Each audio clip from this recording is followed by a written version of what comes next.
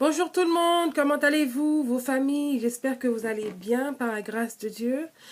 Ce matin, je fais une petite vidéo.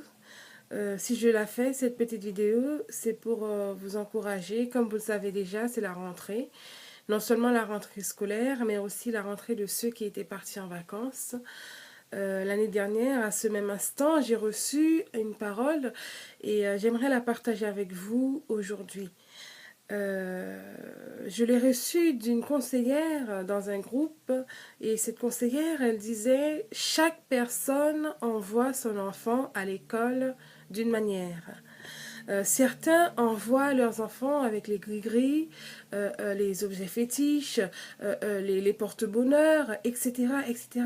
Mais nous, les chrétiens, nous envoyons nos enfants avec le Saint-Esprit de Dieu. Ce matin, j'aimerais vous le dire et vous le rappeler, nous n'avons aucune autre adresse que si ce n'est que le Seigneur. Je partage cette parole avec vous. Nous envoyons nos enfants à l'école avec le Saint-Esprit de Dieu. Amen. Autre chose, je voulais vous parler aussi, c'est il ne suffit pas seulement de prier pour vos enfants. Ne priez pas seulement pour vos enfants. Il faut prier non seulement pour vos enfants, mais aussi pour les enfants qui entourent vos enfants. Donc, souvent, ce ne sont pas vos enfants le problème, puisque le Saint-Esprit de Dieu est avec eux, mais c'est l'entourage. Comme nous savons que le Seigneur aime tout le monde, il n'aime pas seulement vos enfants, il aime aussi tous les enfants, même les enfants qui sont turbulents, qui ne sont pas gentils avec vos enfants, ou même les profs, etc. Dieu les aime tous. Donc, ce que nous devons savoir, je pense que vous le savez déjà, c'est que non seulement il faut prier pour nos enfants, mais aussi pour les enfants. Pour que le Seigneur donne de la sagesse à ses enfants, de l'amour, vraiment de l'unité, de la fraternité, etc., etc. Mais aussi les professeurs, les maîtres ou instituteurs, que le Seigneur vraiment donne à ces personnes de la sagesse, de la patience, de la tolérance, de l'amour pour vos enfants, parce que ce ne sont pas leurs enfants, ce sont vos enfants à vous. Nous aimons nos enfants, mais tout le monde n'aime pas nos enfants. Donc vraiment que les seigneurs touchent ce corps enseignant et aussi tout l'entourage de vos enfants. Nous devons non seulement prier pour nos enfants, pour les autres enfants, pour les professeurs, pour le lieu même que nos enfants vont aller à l'école.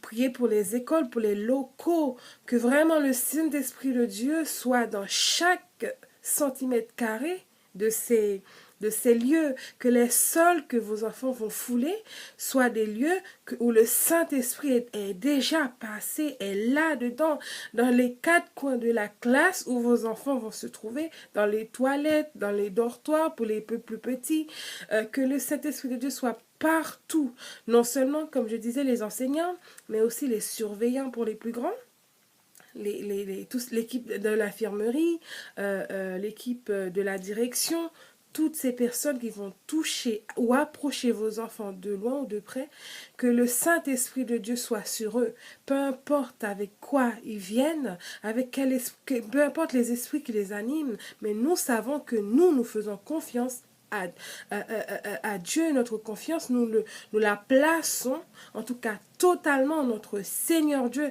Donc nous faisons confiance à Dieu. Donc voilà, je voulais partager cela avec vous.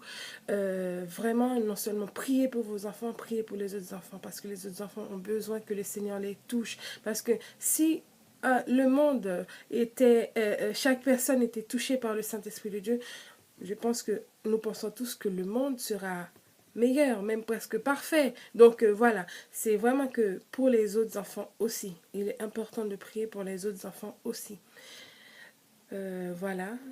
Je vous encourage dans ce sens-là, que le Saint-Esprit de Dieu vraiment soit sur vous, sur vos enfants, tout au long de cette année 2018-19. Que Dieu vous bénisse.